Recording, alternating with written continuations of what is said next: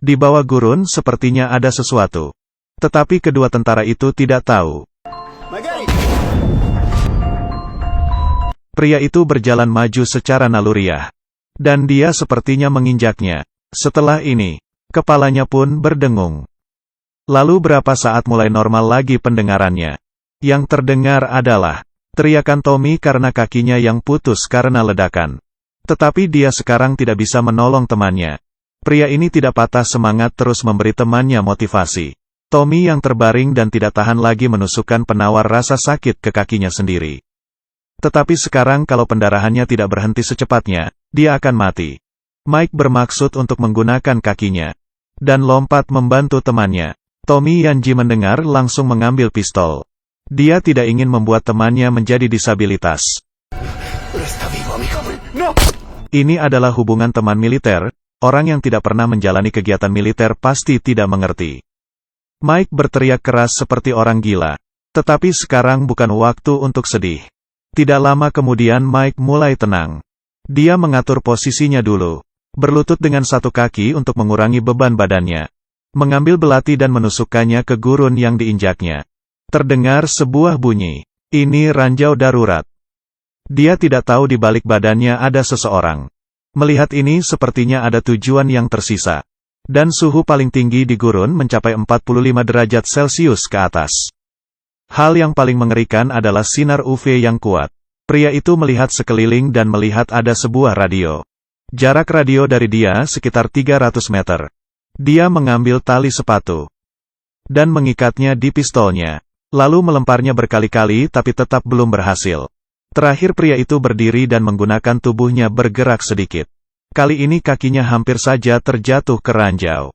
Untungnya pria itu akhirnya bisa menarik tas itu. Membuka tas itu dan mengambil radio. Memasang listrik lalu memasukkan posisinya. Dan akhirnya bisa menghubungi markas. Dia berkata temannya sudah tiada dan sendiri juga menginjak ranjau. GPS juga sudah rusak, sekarang hanya bisa meminta pertolongan. Tetapi markas berkata helikopter tidak bisa memasuki gurun.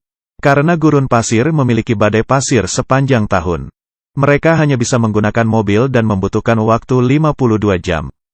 Tetapi di bawah sinar UV yang 45 derajat Celcius ini, Mike tidak pasti apakah bisa bertahan. Markas juga menyuruhnya untuk menggali lubang kecil dan mencoba melompat untuk melarikan diri. Kemungkinan berhasil hanya 3%. Setelah itu tiba-tiba sinyal radio terputus. Mike menggunakan timer jam tangannya selama 52 jam. Dia berniat untuk berdiri teguh. Dia memakan dendeng sapi yang tertinggal dan minum air. Minum 2 teguk pun sudah tidak ada. Kertas yang tertiup ke tangannya si Mike. Mike pelan-pelan memutar kepalanya. Dan melihat badai gurun datang. Dia dengan cepat mempersiapkan proteksi untuk melindunginya dari badai gurun. Menyandang tas untuk menambah beban. Beban bertambah dia baru tidak bisa terbang terbawa angin. Mike dengan susah payah menahan dirinya dari badai gurun gila ini. Dan Mike bisa bertahan hingga akhir. Dia menghela nafas dan bersyukur dirinya tidak terbang terbawa badai. Mayat temannya pun kemari karena terbawa badai. Dan dia melihat radio di kakinya sudah tidak ada. Dan memutar kepalanya. Radio sudah terbang ke bawah badai jadinya tidak bisa menghubungi markas. Jarak 3,4 meter ini baginya sekarang sangatlah jauh. Dia di gurun pasir sudah 8 jam tanpa minum air. Mike mengeluarkan pistolnya dan mengarahkan ke langit.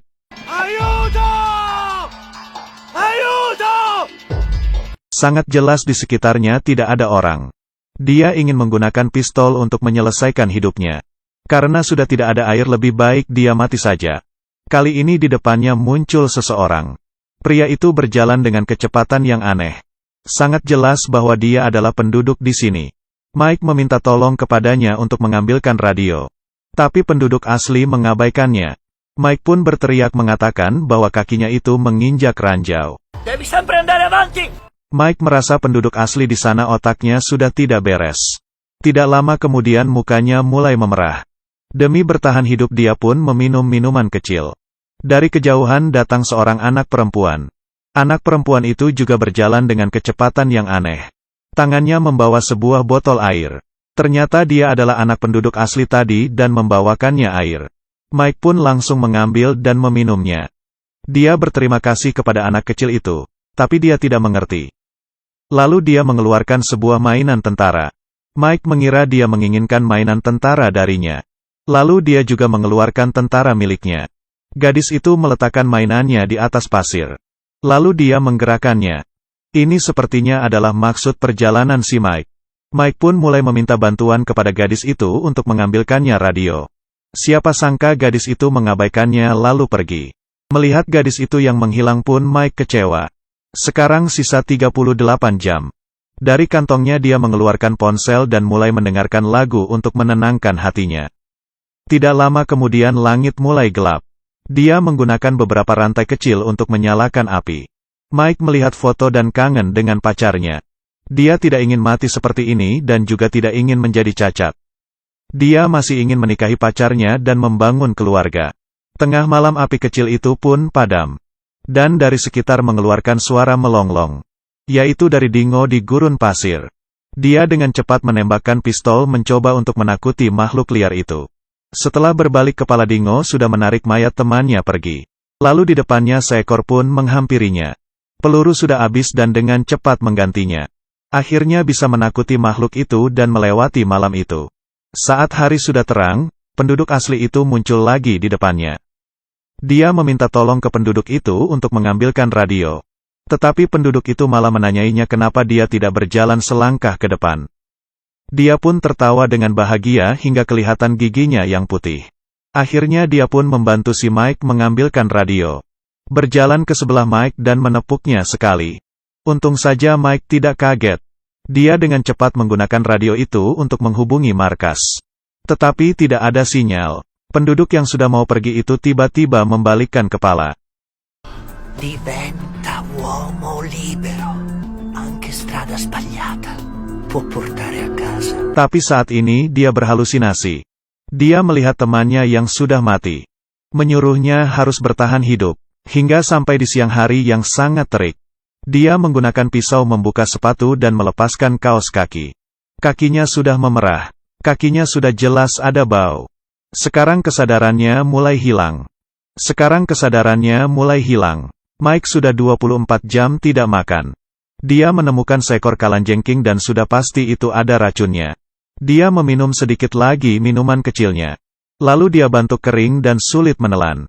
Kali ini mukanya sudah terbakar karena matahari. Dan halusinasinya pun mulai parah. Dia mendengar suara dari sebelahnya. Kesadarannya mulai menurun.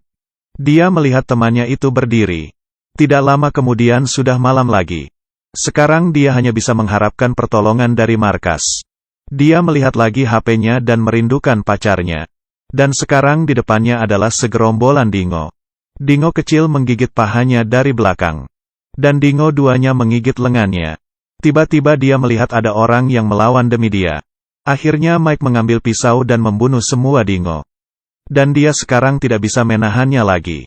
Tiba-tiba dia mendengar bunyi radio. Dia dengan lekas mengambil dan menjawab. Tetapi mobil pertolongan itu tidak bisa keluar karena perang. Kira-kira perlu 17 jam lagi baru bisa sampai di gurun. Mike pun ambruk. Dia sekarang melihat pacarnya berada di depannya. Dan di saat dia sudah mau terjatuh ke tanah, dia terjatuh ke pelukan. Dan membersihkan lukanya. Penduduk itu berkata bahwa kakinya tidak ada karena terkena ranjau. Sekarang menggunakan kayu untuk menjadi kaki palsunya. Dia memberikan Mike ramuannya. Dan memberikan dia minum. Dia pun semakin banyak halusinasinya. Penduduk itu berkata pekerjaan mereka adalah mengumpulkan ranjau. Kedua anaknya mati karena ranjau. Sebelum dia pergi dia mengatakan ke Mike untuk menjadi orang yang bebas. Beranilah berjalan selangkah ke depan. Menghadapi hal yang mengerikan baru ada harapan. Setelah penduduk itu pergi, Mike pun mulai berhalusinasi. Dia melihat saat kecil ayahnya menganiaya mamanya. Ingin menolong tetapi kakinya terinjak ranjau. Dia juga melihat pacarnya disakiti oleh orang jahat. Ingin pergi membantu juga akhirnya terinjak ranjau. Dia melihat mamanya terbaring di kasur rumah sakit. Ingin pergi menjenguknya juga malah terinjak ranjau. Dia kepikiran selama hidupnya. Selalu di waktu yang penting malah terinjak ranjau. Radio akhirnya berbunyi. Pertolongan sudah datang. Tetapi karena gurun itu sangat besar mereka tidak bisa menemukan dia. Mike pun putus asa. Karena Suar berada 3 meter di depannya. Hanya 3 meter, tapi kelihatannya sangat jauh. Dia teringat selama ini dia selalu mementingkan diri sendiri. Banyak hal karena tidak keberanian dia menjadi menyesal. Terakhir kalinya dia membalikkan kepalanya.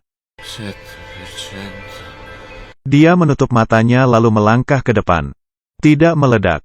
Kali ini Mike kaget hingga kakinya lemas.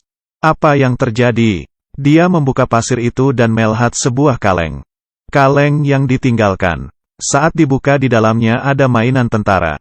Dia terjatuh ke tanah dan memikirkan dirinya diberikan pelajaran oleh sebuah kaleng. Dan dia pun tertawa. Lalu dia menyalakan Suar. Akhirnya Mike pulang ke negara dan dibebas tugaskan secara resmi. Dan yang menunggunya adalah pacarnya. Kadangkala kita berhenti di waktu yang sangat penting. Dan karena kita tidak melangkah ini bisa membuat kita menyesal seumur hidup. Ada mimpi, ada cita-cita, jangan dilepas. Bersulang, badai gurun pasir yang menerjang, ranjau membuat orang sengsara. Meski hidup mulai gelap, tetap harus terbang tinggi. Saya Huo Longguo, yang suka sama video ini ikuti terus ya. Terima kasih.